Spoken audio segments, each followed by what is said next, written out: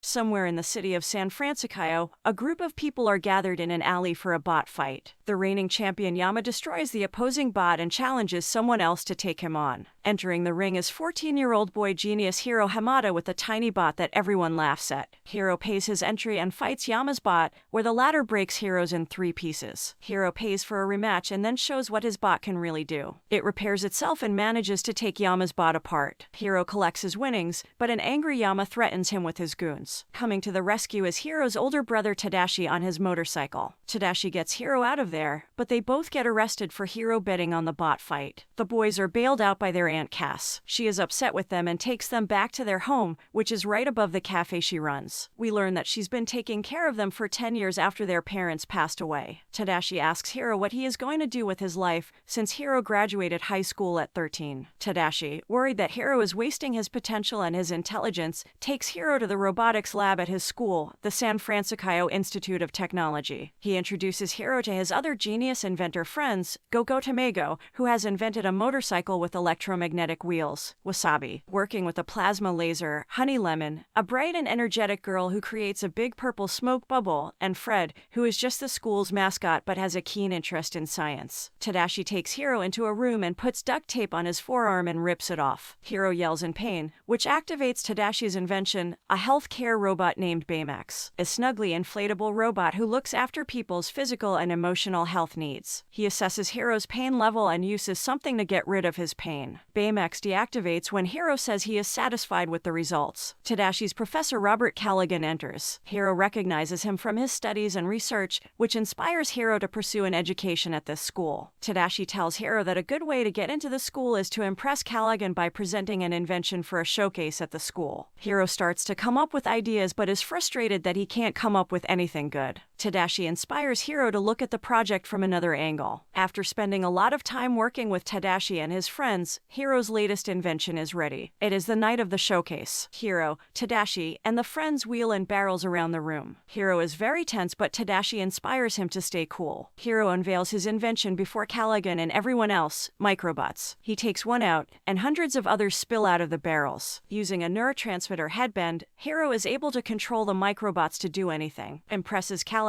who offers Hiro an invitation to the school. His project also impresses Alistair Cray, owner of the prestigious robotics company Cray Tech. Cray offers to buy Hiro's microbots, but Callaghan successfully convinces Hiro not to make the deal. Hiro's family leaves to celebrate. Hiro thanks Tadashi for bringing him to the school. Tadashi assures Hiro that he believes in him. Suddenly, people are heard screaming. Hiro and Tadashi run back to the building to see that it's on fire. Tadashi hears that Callaghan is still inside. Tadashi rushes in to rescue Callaghan, but the building explodes moments later, apparently killing Tadashi and Callaghan. Heartbroken over the loss of his brother and best friend, Hiro shuts himself away in his room and isolates himself from others. A memorial is held for both Tadashi and Professor Callaghan. Tadashi's friends go to his home to console Hiro and Cass. After a while, Hiro is still in his room mourning his brother. He picks up his little bot and a piece falls on his foot. He yells in pain, and Baymax reactivates. He tries to tend to Hiro's pain, but Hiro says he is fine. Baymax notices the last of Hiro's microbots is moving around in its container. Baymax decides to follow its direction, taking him out into the streets. Hiro runs after him until they reach a warehouse. In there, they find that the microbot is trying to attach itself to thousands of other microbots that someone else built. These microbots then come together and try to attack Hiro and Baymax. Hiro runs with Baymax out of there. He sees a man in a kabuki mask manipulating the microbots advancing toward them. Hiro pushes Baymax out the window, going down with him. Baymax catches Hiro and they land safely. Hiro runs to the police station with Baymax to report on this incident,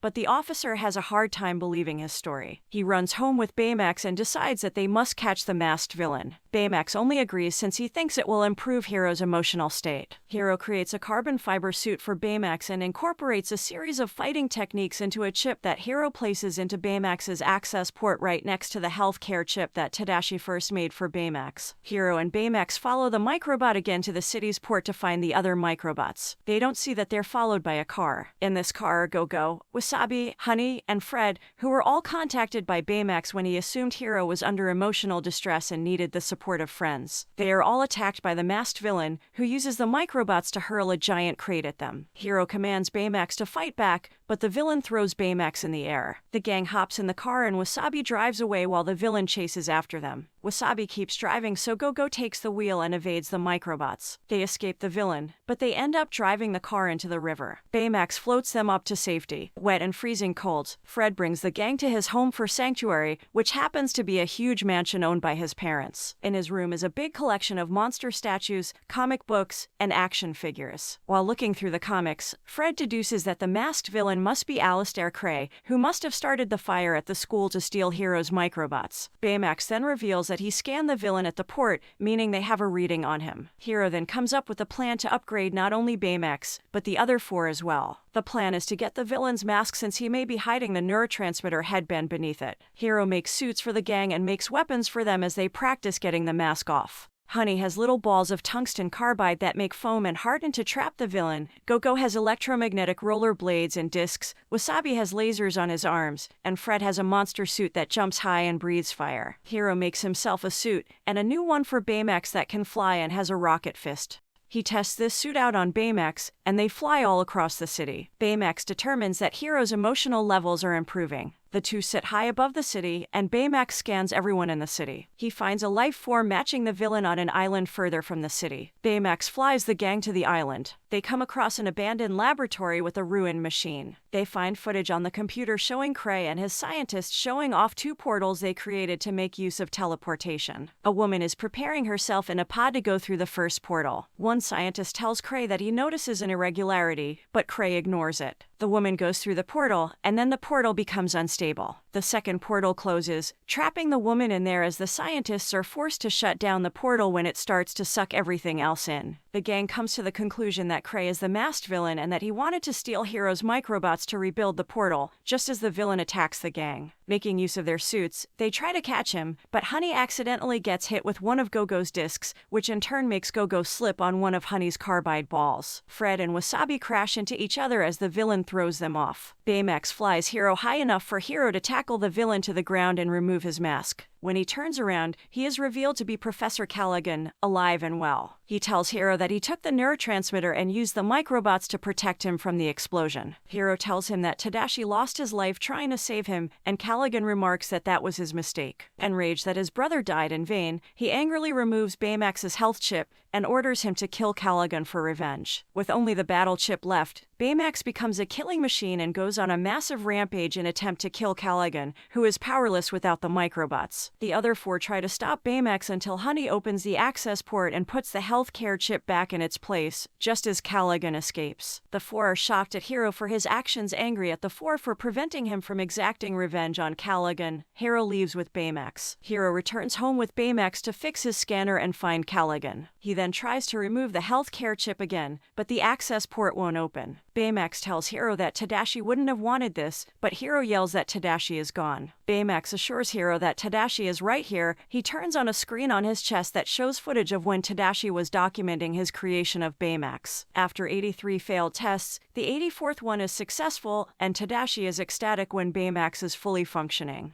He says he can't wait to show Hiro and that Baymax will change lives. Hiro sheds a tear. The other four return and they all hug Hiro. They agree to stand by him and to catch Callaghan properly. Honey gives Hiro a jump drive that they found with more footage. Just after the portal shut down, Callaghan is shown angrily running toward Cray. Right before the woman entered the pod, Callaghan hugged her. Hiro pauses the video and magnifies her helmet, showing the name Callaghan. They realize the woman was Callaghan's daughter Abigail, and that her father wants revenge against Cray. Cray holds an event at his company's building, where Callaghan arrives and begins to attack with the microbots. He then recreates the portal, which slowly destroys Cray's building before he plans to throw Cray through the portal. The heroes arrive in time to fight back. Callaghan uses the microbots to attack Hiro's friends, while Hiro is thrown off Baymax and is nearly sucked through the portal. He gets his friends to see this from another angle, just like how Tadashi showed him. The four use their weapons to break free of the microbots. Baymax then saves Hiro. Hiro tells them to send the microbots through the portal so that Callaghan will have nothing to use against them. They succeed in doing so, leaving Callaghan with nothing. He is nearly pulled into the portal, but Baymax grabs him. The portal falls to the ground and is still active. Baymax then says he detects detects a life form coming from the portal, and it is a female in hypersleep. Abigail is still alive, and Hiro rides Baymax through the portal to rescue her. They find her pod amidst the debris from Kray's building, and they pull her toward the portal. However, a gigantic chunk of debris hits Baymax's armor, leaving him with only half of it. His rocket thrusters are down, and he knows he can't get all of them out. Baymax tells Hiro that he can send him and Abigail back, but Hiro must tell him that he is satisfied with his care. Hiro doesn't want to lose Baymax as well, but Baymax assures him everything will be okay. Hiro tearfully hugs Baymax and says he is satisfied with his care. Baymax releases the rocket fist to push Hiro and Abigail through the portal, while Baymax drifts away. Hiro and Abigail make it out just before the portal explodes. Abigail wakes up and is taken to the hospital, while Callaghan is arrested. He looks on in shame, knowing he still may never get to see his daughter again. The city acknowledges the heroics of the gang, unaware of their true identities. Go-Go, Wasabi, Honey, and Fred hang out at Cass's cafe with Hiro. Later, as Hiro settles into Tadashi's old lab, he discovers Baymax's healthcare chip within the rocket hand. Hiro rebuilds Baymax just the way Tadashi made, inserts the chip, and they happily reunite. Hiro closes the film with a voiceover saying that just the way Tadashi wanted to help people, he and his friends are now going to do the same. They get together in their suits, along with Baymax, to spring into action as Big Hero 6. Thank you for watching, and see you next time. Please like, subscribe, and click the bell icon to get new movie recaps.